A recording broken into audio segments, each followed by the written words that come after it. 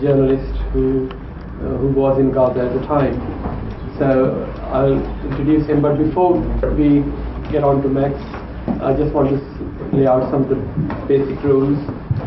West Midlands Palestine Solidarity Campaign has called this book launch, or is hosting the book launch. We will appreciate if people are fairly disciplined and do not try and interrupt the speaker or speak out of turn. Everybody will have a possibility of asking a question, and Max will answer those as well as he can. And there should be ample opportunities for people to discuss issues arising from what he has to say. If you haven't read his book, I think it's a very good account of the 51 Days War, and you should get it and you should read it, because it's very illuminating, and it in fact not only reflects on the 51-day war itself, but it reflects as to what is actually happening today, yesterday, every day in Palestine. I think reading that book shows us that it's not going to stop unless something is made or done to stop it. And for that, they need our intervention as much as they need anything else. So with that, I introduce MaxBlumnethal.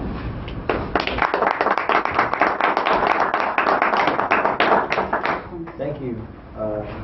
Thanks for inviting me down to Birmingham. I wish I had been able to come before Manchester, but I don't know if my publishers have maybe I should write a geography book on the UK. Somebody has a question already. Well, there's no microphone and I don't have a very strong voice. I'm not a circus barker, so maybe you should sit up front. Yeah, probably. Or maybe you want to sit right here and I'll whisper in your ear. Not that close.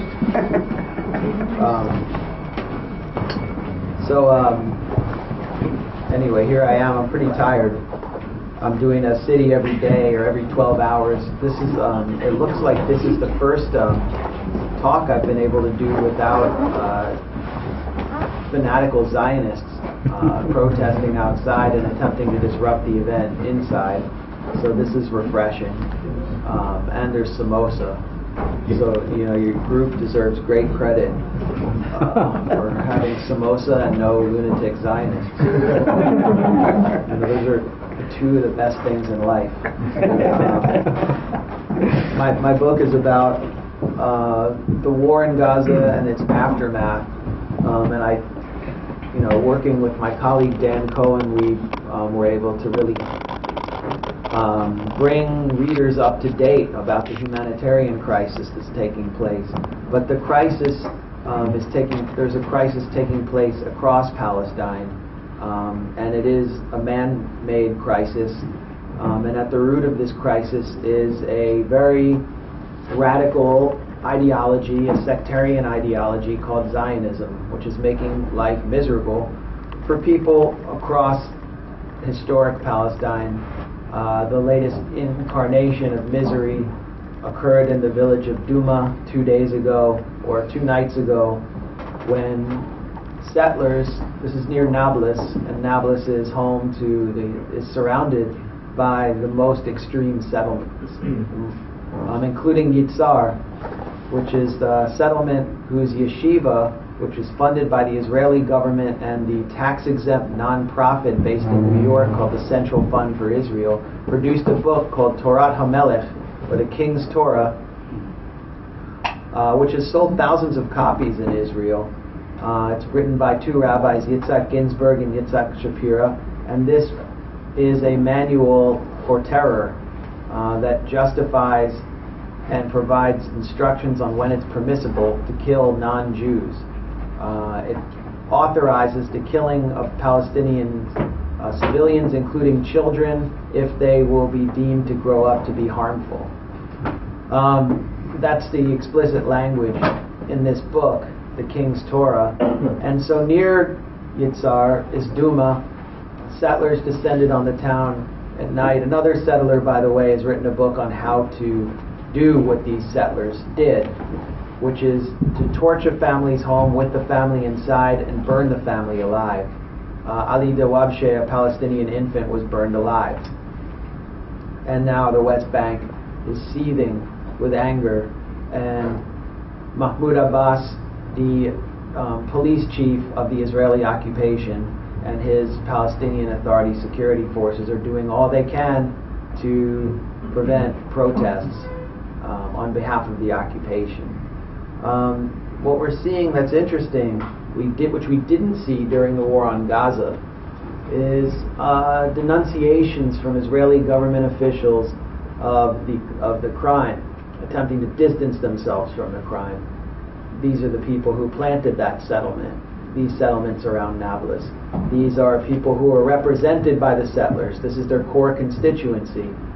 Benjamin Netanyahu has called it a terror attack.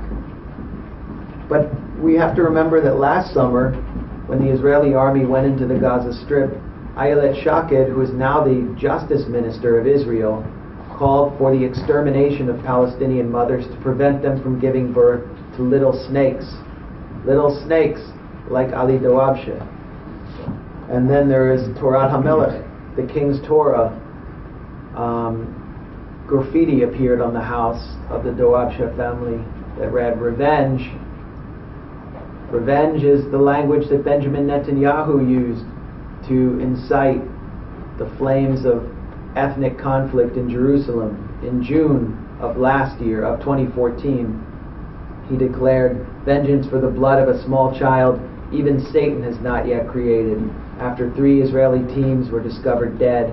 After 2 weeks in which he deceived the Israeli public, kept the Israeli media under a gag order, when he knew that those teens who had been kidnapped by a rogue Hamas cell acting independently had killed them. Netanyahu knew they were dead for 2 weeks. Anyway, he used this language of blood vengeance when they were discovered, and hours later, Mohammed Abu Khader was found burned alive in the woods by 3 Jewish fanatics who were participating into the Death to Arabs rallies pouring out around central Jerusalem.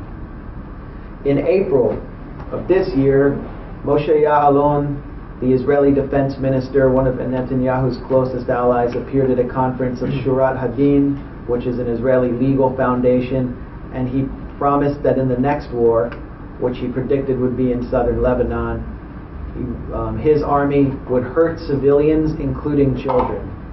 And those are his words. Hurt civilians, including children. So the killing of children, the burning of children alive, is permissible in Israeli army uniform. When it's not permissible is when vigilantes do it. And that's why when the war in Gaza began last summer, price tag violence, the kind of violence that claimed the life of Ali Dawabshe, vigilante violence, plummeted in the West Bank to one of its lowest levels in recent recorded history. Why? Because the war on Gaza provided a ventilation mechanism for the bloodlust of Israeli society after having been stirred up and incited into a frenzy by Netanyahu and his allies. When I entered the Gaza Strip on August 14th, I went to Shujaiya, which is the area east of Gaza City, and found that it had been completely destroyed. This was during the first really extended humanitarian ceasefire in the middle of the war. Many thought that the war was over by this point, and so families had poured out of the UN shelters, which had been attacked during the war by Israeli forces. I was on a panel at the Frontline Club the other night with Chris Gunness, who is the head of UNRWA in charge of the refugees, and he mentioned that he gave the Israeli army the coordinates of these UN shelters over 30 times, yet they were still attacked, causing scores of deaths and hundreds of casualties. So it wasn't a very good place to be. So when I was in Shujaiya and I entered, this was the first time that people were actually coming back and sort of setting up tents or moving back into the rubble of their homes, and their homes had been comprehensively destroyed. Virtually all of Shujaiya was in ruins, with no electricity, no water, no services. One of the things I found in these homes was the same kind of graffiti that was found on the Dawabsha family home in the Nablus area. Price tag type graffiti. In fact, I found the phrase price tag written on a home. Not by a settler, but by a soldier who might have been a settler once he left the Gaza Strip. Jewish stars, stars of David, were carved in the furniture and spray painted on the walls of homes, not only in Shujaiya but in other border regions of the Gaza Strip that had been destroyed. Just as a Jewish star was spray painted on the home of the Dawabsha family. This is the way that the Israeli army and the state of Israel represents the oldest monotheistic religion and my faith community back to Palestinians and to the world as a religion of apartheid, hatred, sectarianism, and violence, and inspires anti-Semitic attitudes. I wish that the state of Israel would just stop declaring itself a Jewish state. It would do a lot to help us in the fight against anti-Semitism. Unfortunately, we see the markings on these homes, and it is really a symbol of how far gone the youth of Jewish Israeli society, who comprise the core of the Givati and Golani brigades who destroyed these neighborhoods, are. So that's why price tag violence plummeted in the West Bank at that time, and now people in the West Bank are experiencing a resurgence. Farmers were just attacked near Nablus today by more settler vigilantes. The Israeli human rights group B'Tselem predicted that this was inevitable because of the army giving the settlers a free hand to operate in the northern West Bank. So back to Shujaiya, which is now in ruins, still in ruins. Not a single home has been rebuilt. This was the site of the most ferocious battle of the 51-day war, and I'm getting a lot of people who've come to my talks have debated my use of the term war in the title, but we have to understand that there were two very imbalanced, there was no parity between the resistance factions in the Gaza Strip and the Israeli army, but it was a war nonetheless. The major resistance faction in the Gaza Strip is the Al-Qassam brigades. It's the military wing of Hamas, and also it's group that is supported by consensus of Palestinian society in the Gaza Strip and really reflects the grassroots mood in the Gaza Strip, whereas Hamas's political wing is not. People in Gaza are deeply divided on Hamas. The Al-Qassam brigades is identified in the West by the suicide bombing, by attacks carried out between 1994 and 2005 on soft Israeli targets, including buses. And this was a reflection of the weakness of the Al-Qassam brigades and the weakness of Palestinian resistance factions.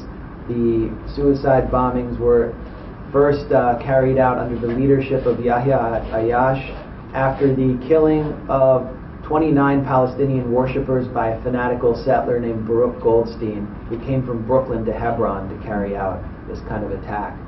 Someone who has a memorial for him in Hebron, by the way, who's still considered a heroic figure among the settlers.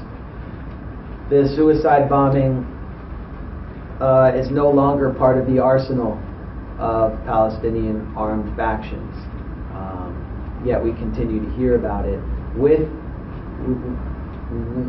the Israeli disengagement from the Gaza Strip, when it pulled out 9,000 fanatical settlers and implemented a new form of occupation, the kind of panopticon style occupation, where it controls Gaza through its exterior, through drones, through a naval cordon to the west, through remote controlled machine guns to the east, and that's the first photo you'll see in my book, is a remote controlled machine gun that's part of the spot and strike system. As they implemented this new regime of control, the Gaza Strip, under the leadership of Al-Qassam General Commander Ahmed Jabari and his successor Mohammed Deif, began a process of militarization. Through the Philadelphia corridor in Rafah, where humanitarian goods, food, even zoo animals were imported through the tunnels as the Gaza Strip was placed under siege, weapons were also brought in. Weapons were manufactured in the Gaza Strip. Everything from mortars, which are pretty much high-grade mortars, to a sniper rifle named after Adnan al-Ghul, who was the original weaponsmith of the Al-Qassam brigades, that can shoot anywhere from 500 meters to 2 kilometers. I don't believe it can fire 2 kilometers, but that's what Al-Qassam claims. To the Yassin rocket-propelled grenade launcher. A homemade, very effective rocket-propelled grenade launcher is made in the Gaza Strip. To a drone, a weaponized drone was produced in the Gaza Strip. To increasingly long-range rockets, which do very little damage to infrastructure but cause psychological disruption. The M75 and the J88 can now hit areas around Jerusalem and Tel Aviv. This enabled Hamas to emulate the tactics of Hezbollah that Hezbollah in southern Lebanon used to kick the Israeli army out, end the occupation of southern Lebanon, and then defeat the Israeli army a second time in 2006. In 2008-2009, there was very little armed resistance on the ground to the Israeli invasion of the Gaza Strip. 2012, there were no infantry engagements. It was a military escalation fought with rockets and aerial strikes. This time, the Israeli army invaded, and one of the first places it invaded was Shuja'iyah. It invaded underestimating the capacity of Al-Qassam and the other resistance factions in lightly armored personnel carriers with artillery. About half of all of the artillery pieces in Israel's arsenal aligned behind them on the border. And as soon as the Al-Qassam brigades lured the Israeli army into the neighborhood, they were waiting in tunnels under the leadership of Deif and Jabari. A sophisticated tunnel network had been constructed underneath Gaza to weaken the capacity of Israel's drones to monitor the movement of guerrilla positions. The soldiers were ambushed as soon as they entered the neighborhood, and a sapper team attacked a very lightly armored Vietnam-era relic armored personnel carrier with explosives, sending it up into a ball of flames. 8 soldiers were killed. 1 was taken alive.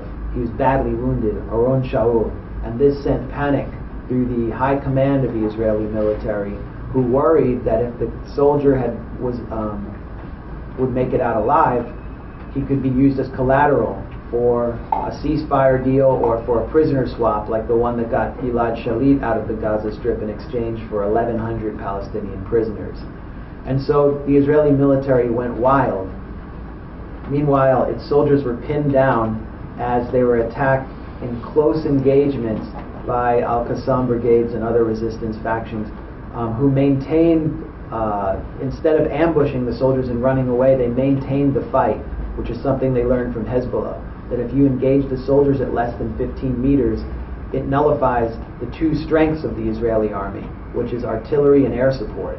If they start bombarding the area with missiles from jets or with howitzer shells from artillery, they kill all their soldiers.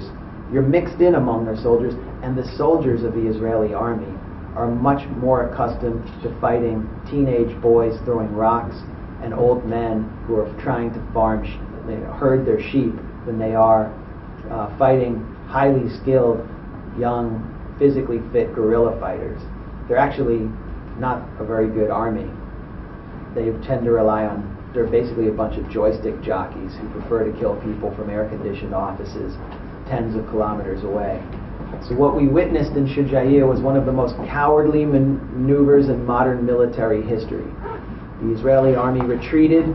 All troops were ordered into any armored vehicle they could get in, especially more heavily armored personnel carriers like the Namr, produced by the Israeli military. And then as the retreat proceeded, the artillery corps took over and blanketed Shuja'iyah with about 7,000 artillery shells in the course of less than 24 hours, which led to a massacre and destroyed the entire neighborhood. The Israeli military concluded that had they not implemented this cowardly maneuver, they might have lost more than 35 soldiers. They might have lost double that, even triple that. They got a bloody nose. A bloody nose from young men who had basically come out of their homes to defend their neighborhood. So Shujaiya was destroyed, and after it was destroyed, some of the more grisly acts occurred because the army remained inside in the ruins of the homes. And in the ruins of the homes, I told you I found graffiti, but I also found shooting schedules spray painted on the walls. They would list the names of the soldiers. They were spray painted out, so I couldn't document their names because there's this fear of prosecution, this acknowledgement of culpability, and there are times by the names. And the shooting schedule means you're on sniper duty. There was a young man who was a vendor in the neighborhood, 19 years old, named Salam Shamali. Many of you might know who he is. And he went into the neighborhood with a team of International Solidarity Movement volunteers to look for his family. He entered an area where his home had once stood and was hit by a sniper while one of the volunteers from ISM filmed on a camera phone. He was hit again and crumpled to the ground. Shamali had nothing marking him as a fighter, although he wasn't wearing the vests that the ISM volunteers were wearing. And then the sniper finished him off, executes him as he cries out for help. This is a video that was aired on NBC News. It's been seen around the world. And I met with Salam Shamali's nuclear family later in the day that I visited Shujaiya, and they had taken shelter in a home in Gaza City, a home of a relative, and they were packed in there. And his parents told me that they didn't know where their son was or that he was dead until they received an email with the YouTube clip of him being killed, and they didn't know it was him until they recognized the sound of his screams. This family has been prescribed with heavy doses of antidepressants, and they showed me the pills they've been prescribed. This is kind of what people are dealing with in the Gaza Strip, is continuous traumatic stress disorder, the depression of the loss of family members, and the lack of any recourse. So they've been given pills instead of justice. One of the people who was most affected by this killing was Wasim Shamali, who's the 15-year-old brother of Salam. And he was crying as he told me about his brother and how he remembered him. Then I asked him, what do you want to be when you grow up, when you come of age? And naturally, he said he wanted to be a fighter. He wanted to join Al-Qassam. That's sort of the only natural response to seeing your older brother killed right before your eyes. And that's why the liberation camps operated by Hamas that indoctrinate young people into the process of militarization are more full than ever this summer. When I was in Shujaiya, I found a map inside an empty ammunition box. I displayed this map at the Russell Tribunal that I participated in September, which is a people's tribunal investigating Israeli war crimes, and I reproduced it in the book. And the map contains Hebrew writing, in most interestingly one phrase which reads Hardufim on a bright orange line that is delineated near the area where Shamali was killed.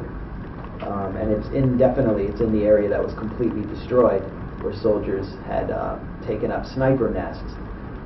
When I was at the Russell Tribunal in Brussels, I spoke to Eran Efrati, who was a former Israeli combat soldier who served in Operation Cast Lead, the assault in 2008-2009 on Gaza.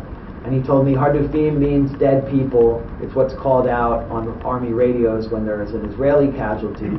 But it was also a command given to us to enable us to create an open fire zone, a free fire zone. And more than that, beyond that, Efrati interviewed 3 soldiers who participated in the attack on Shujaiya, and they each told him that they were given permission to establish a red line, and anyone who crossed that line could be shot. So this sort of imaginary red line would mark the free fire zone. According to the Israeli human rights group B'Tselem, in its analysis of the war, the Israeli military had an open fire policy which was dictated from the top. And so there appears to have been a directive that allowed for the killing of Shamali and so many others in kind of a grisly execution fashion in Shujaiya and so many other places. And it goes to the top. It goes to the top to Benny Gantz, who was the Israeli Army Chief of Staff at the time. Gantz has conceived a phrase to describe what the Israeli military is doing in Gaza. He calls it mowing the lawn. The Palestinian civilians in Gaza are blades of grass that need to be mowed down each time they grow up. And so Salam Shamali was mowed down. Wasim Shamali will grow up, and he'll have to be mowed down too in 2 or 3 years' time. The point is to demoralize the population and cause massive destruction to infrastructure in order to hopefully, from the Israelis' perspective, turn them against Hamas. In 2006, the Israeli military concluded that there was no military solution to, there was no possibility of defeating Hezbollah or Hamas militarily. It was in 2006 that Israel was dealt a defeat in Lebanon after destroying the Dahiya quarter of southern Beirut. And so they named their doctrine going forward for combating Hezbollah and Hamas the Dahiya doctrine. And it is a doctrine of disproportionate force in which the civilians are the target, not the guerrilla fighting force that Israel is supposedly fighting in the field. Gadi Eisenkot, who was the northern commander of the Israeli military at the time, devised this formula, or this doctrine. And he told a journalist, Yaron London, an Israeli journalist, according to London, from now on, everyone in Lebanon is Hassan Nasrallah, the leader of Hezbollah, and everyone in the Gaza Strip is Khalid Mashal, one of the leaders of Hamas. The civilians must be attacked in order to hopefully turn them against their leadership. In the 2008 paper called Disproportionate Force by General Gabi Siboni, published by the Institute for National Security Studies, which is a military-linked think tank, Siboni called for not only attacks on civilians, but attacks on key points of civilian infrastructure in order to provoke massive reconstruction processes that make going to war less possible for the fighting force, the local fighting forces, because the civilians will be too exhausted. Each time this strategy has been implemented, it's failed. And each time it fails, the violence cuts deeper and deeper into civilian society in the Gaza Strip. And that's what we witnessed with this war, with this assault on Gaza, was violence that was unprecedented in its scope and scale and in the amount of damage it did to the so-called grass. It actually burned the grass down to the topsoil. For example, in Rafah, eastern Rafah, which Amnesty International just produced a really important report on that you should read. In eastern Rafah, exactly 1 year ago today, a ceasefire was declared. Well, a ceasefire across the Gaza Strip. And this was one of the many acts of U.S. diplomacy in which diplomacy was used as a ruse to provide Israel with more latitude to act politically and to frame Hamas as the aggressor. This ceasefire allowed that the U.S. Secretary of State John Kerry negotiated, allowed Israel to continue operating in the Gaza Strip. And Hamas was not even made aware of that point, which any rational entity would reject. So you have a ceasefire where the army's allowed to keep moving around inside Gaza. They're not asked to pull out.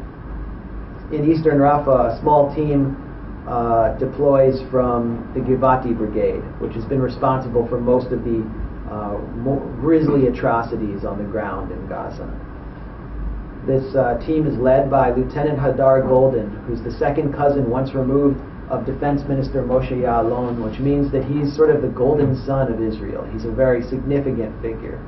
They take over a home in eastern Rafah, an empty home, and an ambush team from the Al-Qassam brigades emerges from a tunnel, attacks the home with a rocket-propelled grenade, and then opens fire on the soldiers. 2 are killed, and Golden is wounded. They enter and capture Golden and try to take him into the tunnel. The point again of taking him in the tunnels, to take him alive, to keep him alive, to get a prisoner swap, to get maybe 1,000 Palestinian prisoners out of prison. Remember, the Israeli government in April refused to release a last batch of Palestinian prisoners under pressure from the U.S. government. So this is a priority, and it's the greatest fear of the right-wingers in the Israeli governing coalition. And so Colonel Ofer Winter, who is in charge of the Givati Brigade operating in this area, gave the order, Hannibal, and Hannibal blared across Israeli army radios. The Hannibal Directive had been enacted. The Hannibal Directive was a semi-secret military policy allowing the Israeli military to not only kill the guerrillas who captured a soldier, but to kill the soldier himself. In fact, Israeli civilians have been killed under the Hannibal Directive. For example, a mentally ill man who wandered towards the Gaza border wall and attempted to scale it in 2009 was swiftly eliminated. So this speaks to the value that the Israeli military places on human life, that they would kill their own soldiers. In order to kill an Israeli soldier who's been captured, you have to find out where the soldier is. And it's really difficult to do so when the soldier's mobile, when he's being moved around by a team. So you have to attack the entire periphery of the area where he was captured. And that means that when the Hannibal Directive was invoked in eastern Rafah, every method of destruction, every mode of destruction was brought down on this area, which is a rural area of mostly farmers. We're talking about naval shelling, tank shelling, missiles, drone strikes. The whole area was destroyed. Bulldozers ripped down the fronts of homes, searching for Golden, or just ripping down homes, enacting a process of revenge. I interviewed a family in eastern Rafah, the Kadan family, and they told me how they had to escape from their home as the bombs grew closer and closer, and so they filed out into the street in a single file as they watched their neighbors drop like flies all around them, in their words. They went for the only safe place they could find that they knew of, which is the Al-Najjar Hospital, which is also the only functioning medical facility in Rafah.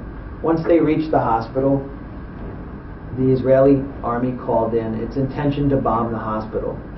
And so the wounded and the dead had to pour out of the hospital and find another place to go.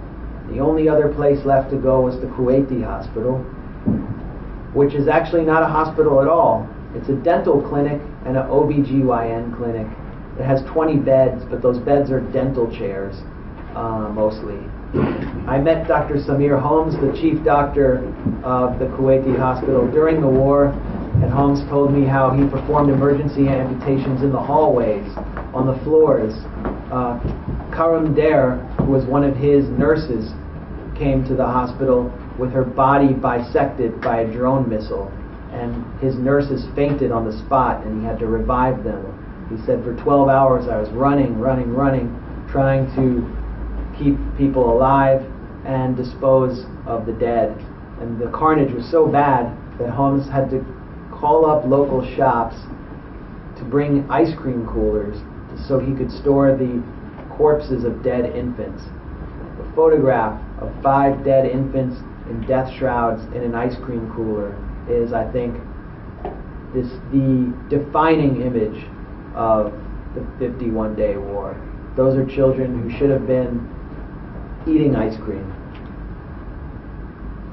And when I met Holmes, this nightmare was over, but he was still working without supplies, under siege, during a war, and all of the doctors I met in the Gaza Strip, from there to the Al-Shifa hospital, were performing advanced operations with very little supplies. These were some of the most heroic people in the Gaza Strip. I mean, Mads Gilbert has a book about what it was like working in Al-Shifa, but I think one of the untold stories of the war is the stories of the first responders, the stories of the bomb disposal teams, and the stories of the doctors, how they operate under siege with almost nothing and perform what are almost miracles to save people.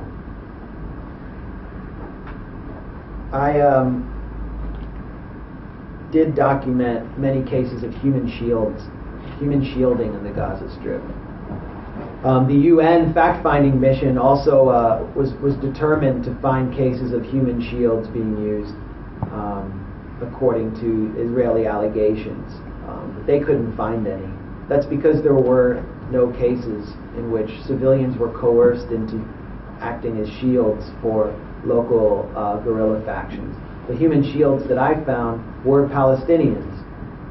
They were young Palestinians like 19-year-old Mahmoud Abu Said, who was separated from his family, taken into his home by Israeli snipers in eastern Rafah, the very area that was attacked during Black Friday on August 1st, was stood in front of his window after being stripped, and soldiers sniped over his shoulders to hit his neighbors, including 26-year-old Salah Israbi, a local taxi driver who was attempting to save another wounded man.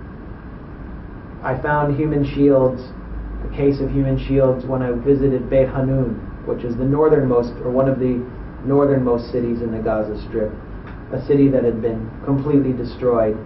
And in the ruins of Beit Hanun, I met Abu Rahman, who was the neighbor of the Wahadan family, and he and his family and friends told me how the Wahadan family had been forced to stay in their home in Beit Hanun, while the rest of the neighborhood fled. This was an area that was leafleted by the Israeli military and where most people fled, so there were fairly low casualties in Beit Hanun. But the Wahadan family was kept inside. The men were separated from the women, the military-age men, and then they were taken prisoner by the Israeli military, taken to Israeli jails for interrogation and possible torture. And the young members of this family, the old and the women, were kept on the first floor of their home while the Israeli army used the home as a theater of operations for about a week. They were kept there during Ramadan without very much water, without food, under extremely stressful conditions. Then the Israeli military on July 26th left the home and told them, if you leave, you'll be shot. In other words, you have to stay in the home. And then the military called in artillery strikes on their neighborhood. The entire neighborhood was destroyed in the course of an hour by artillery strikes. And when I arrived on August 16th, people were picking through the rubble looking for the remains of 2-year-old Rena Wahadan and her aunt, 52-year-old Baghdad. 7 to 9 other members of their family were killed after being used as human shields. This instance of slaughter that I documented was confirmed by Defense of Children International, the NGO, and they've released an important paper on it. And it is a war crime.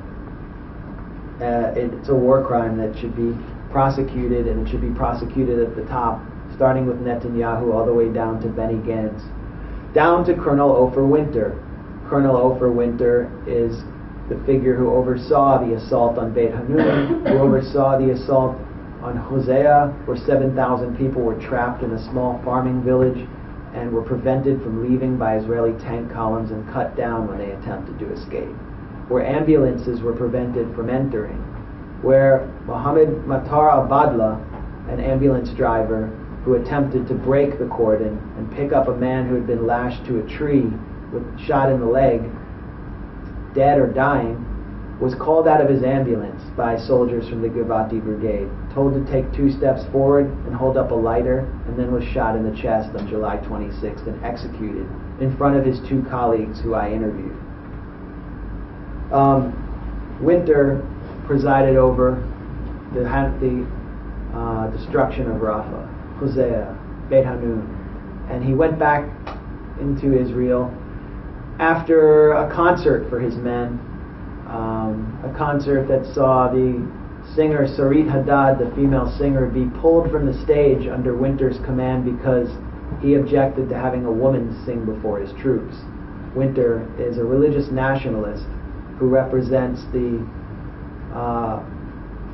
trend that is the future of Israeli society, the future of the Israeli military, where 40 to 50% of the officer corps are religious nationalists who are messianic and who see Palestinians not as lesser humans, but as beings without a soul.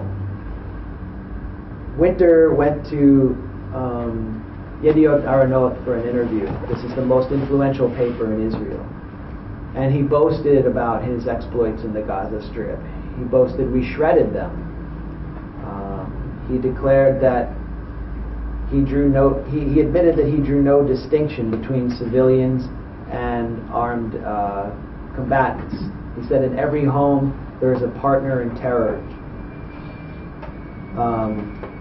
no matter what the home was. And then he claimed that his troops were protected by clouds of divine honor, in his words, clouds of divinity, and he saw that holy miracles protected his troops. Yediot Aharonot reported that Winter was one of the most popular figures in Israeli society, and everywhere he went, he was stopped on the street for autographs and selfies and high fives. This monster is a hero to Israelis. By August 14th, the Israeli military estimated that it had fired 3 million bullets in the Gaza Strip, which is about 2 bullets for every resident of the Gaza Strip. It estimated that it had fired 3,000 tons of ammunition, 25,000 tank shells, and around 20,000 artillery shells. These are 155 millimeter howitzer shells that are designed for conventional armies to use against conventional armies, specifically heavy armor columns. And instead they were used against civilian homes. According to the Associated Press, 850 people were killed at home at night in the Gaza Strip, 90% of whom were civilians. The Israeli human rights group B'Tselem found that 25% of those killed in the Gaza Strip, where over 2,200 were killed at home, mostly at night. This means sleeping families. In the Gaza Strip, people tend to live in 3 to 4 story homes, and these are multi-generational family homes, which is why Haaretz reported that 89 families were erased from the civil registry in the Gaza Strip. 89 family trees were uprooted. They lost most or all of their members. Hamza Abu Murad, who is the head of Gaza's bomb disposal unit, who himself was killed during the war defusing a bomb, estimated that Israel deployed or fired 18,000 tons of explosives into the Gaza Strip during the 51-day war. That's 5,000 tons more of explosives than the U.S. used in one of the nuclear bombs that dropped on Hiroshima during World War II. So consider the amount of explosives wielded against a population that's defenseless, with nowhere to flee, in one of the most densely populated areas on Earth. And these were explosives that were often provided by the U.S. military. The reason the Israeli military had to conceive that estimate and make it public was so that they could go to the Knesset to ask for an increase in budget so they could buy more. What's more, the Israeli military, after destroying Shujaiya, beseeched Washington, Barack Obama, to allow them to dip into a surplus of weapons that the United States, the Pentagon, maintains inside Israel for emergencies so they could replenish their supplies of howitzers and mortars, the crude weaponry that they were using to destroy civilian homes in Gaza. The war ended with another cowardly act, an act of state terror, which has been completely forgotten and is still unknown to most people in the West, including in the U.S., which was bringing the towers down. The Israeli Air Force brought down 3 major civilian towers in Gaza City, along with a shopping mall in Rafah. And these towers, if you're from the Gaza Strip, you'll know these towers. These towers are part of your memory, as much as the Twin Towers are part of the memory of any New Yorker. The first one was Zafar 4. It is an apartment building, a high-rise apartment building in the center of Gaza City, home to the middle class of Gaza, the engineers, the professors, the doctors, lawyers, people who have no involvement in any kind of military activity. In fact, most of the people in this building are affiliated with Fatah, the enemy or the rival of Hamas. Why was it brought down? Again, the Dahiyya doctrine aims to turn the civilian population against their political leadership. And so the Netanyahu was attempting to set the stage for the aftermath of the war by leaving the middle class homeless, by affecting a sector of Gazan society that had never been touched before. After bringing Zafar 4 down with 2 missiles, leaving 40 families homeless, the Israeli Air Force destroyed the Italian compound, another high-rise residential apartment building, which was home to the educated middle class. It's a building that had been built by an Italian businessman in the 60s and was home to many cafes which were destroyed. Finally, the Israeli military brought down Basha Tower, the oldest and largest tower in Gaza City, which was home to Gaza's media, its news organizations. The building all it was media organizations inside, including the office of Saud Abu Ramadan, who was a stringer for Bloomberg News. And when Bloomberg News sends journalists into the Gaza Strip, they work out of his office. This building was destroyed. This is the equivalent of a foreign military destroying the Shard building in London. It's the equivalent of a foreign military destroying the CNN tower in Atlanta or the Thomson Reuters building in Times Square in New York. It's the equivalent of a group of fanatical religious terrorists attacking a satirical magazine in Paris. Except when that happened, there was an outpouring of international solidarity. It was almost mandatory to display solidarity with this Islamophobic magazine. But when the Basha Tower was brought down, it was scarcely reported in our media. There were no Je suis Basha hashtags or t-shirts or symbols. When I went to the ceremony, the memorial ceremony after the war in Gaza City for the 16 Palestinian journalists who'd been killed covering the war, I was among 3 internationals who were there. It was just a very modest, humble ceremony. It was almost humdrum, and it was received in the West with no outrage whatsoever. So, the war is over. The ceasefire guaranteed essentially nothing. The U.S. watched as what Barack Obama called its unshakable ally brought down one civilian tower after another, and there were no repercussions. 10 to 18,000 homes were destroyed. None have been rebuilt. Of the $8 billion in damage that was done by the Israeli military and the $5.7 billion pledged by international donors, I think only a few hundred million has been delivered. Continuous traumatic stress disorder runs rampant. Consider the fact that the Gaza Strip is a ghetto of children, that most of its residents are under the age of 18, and that of those young people, many are under the age of 7, which means they've known nothing but these 3 wars conducted under the doctrine of disproportionate force. That's what they've experienced during their formative years. There's no end in sight to the siege.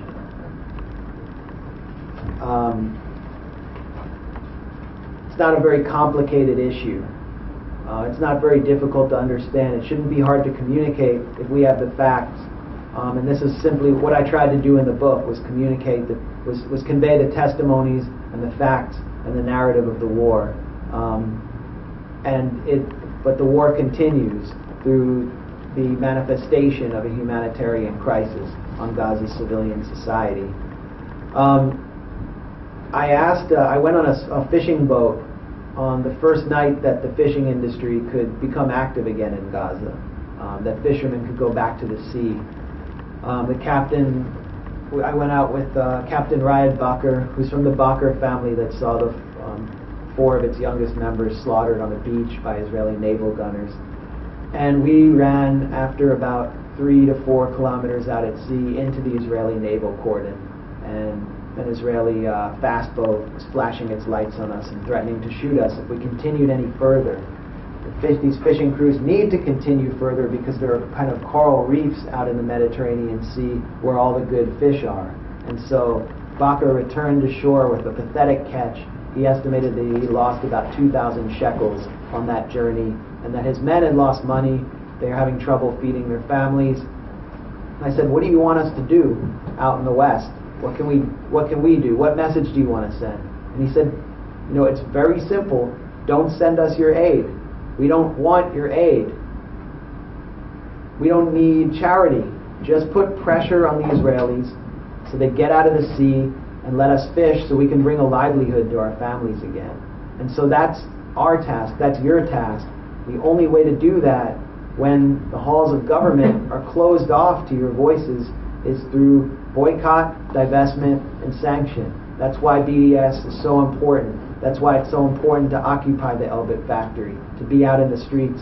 In Manchester, they're protesting the BBC today for its coverage, for its pathetic coverage of the war in Gaza. So the people in the Gaza Strip are asking you to do this. It's an emergency situation. In an emergency situation, you have to intervene. As a journalist, it's not enough for me to go around and promote my book and convey these testimonies and these facts without actually advocating for some kind of tactic that can make this possible for it to not happen again. And if you listen to the words of Avigdor Lieberman, a third assault war in Lebanon is inevitable, just as a fourth war in Gaza is inevitable. We have to we have to get busy now. So that's why I'm not just here as a journalist, but as an advocate, because I'm not like I'm not interested in being at the frontline club fetishizing war reporting. I don't want to do it again. It shouldn't have to happen again. But it will, unless there is a massive shift in public opinion and public policy in the West. And that's your job. Thanks a lot.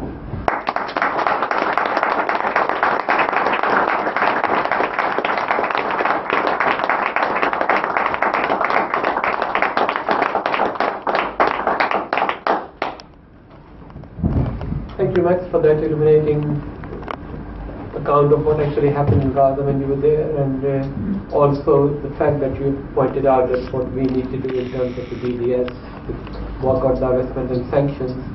So, first of all, what I would ask Stuart at the back to start a collection, because there are quite a few activities going around at the moment. First of all, you have mentioned the occupation at Elbit, and that's a factory that's not very far from here, and on the 6th of July we had a protest outside that factory. It was called by War on Want, the campaign against the arms trade, Stop the War, and various other organizations, the WMPSC, various other Palestine Solidarity campaigns from Manchester, from Sheffield. They were all there. So I think it was an interesting day, because the factory had actually taken out an injunction against your bag rather than the bucket. Stop the noise. So the factory had actually taken out an injunction, and around 19 people were arrested.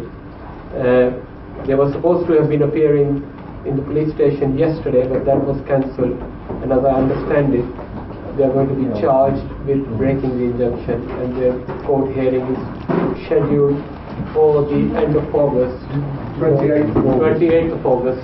So we'll be organizing some kind of support and solidarity with them from Birmingham, so hopefully, and from various other parts of the West Midlands, and possibly also from Manchester, because people who were arrested were not necessarily all from the West Midlands, they were from different parts of the country. So that's one of the things we need to be looking at doing. There are other things happening as well. Netanyahu himself is going to be visiting David Cameron in the first week of September. And I think it is not coincidental that that visit coincides with the arms fair in London as well. And I think he is probably coming to sell Israeli arms that are battle tested, as he says. So I think we need to do something about that as well, in terms of protesting and in terms of organizing some kind of lobby that his wife should at least be cancelled in light of what's actually been happening. So those are the two things that we need to be looking at. You mentioned that the mowing of the lawn that the Israelis mentioned. Now the factory that is in Shenston, various people in the village think it's a factory that actually makes engines for the lawnmowers. And in fact it's a factory that makes engines for the drones. So I think the campaign against arms trade is an essential element of the boycott, divestment and sanctions campaign, and also Netanyahu visiting, and then the arms trade fair that's taking place in beginning the 6th of September in London. We'll be organizing various protests for that. I think one of the days is going to be dedicated for Palestine.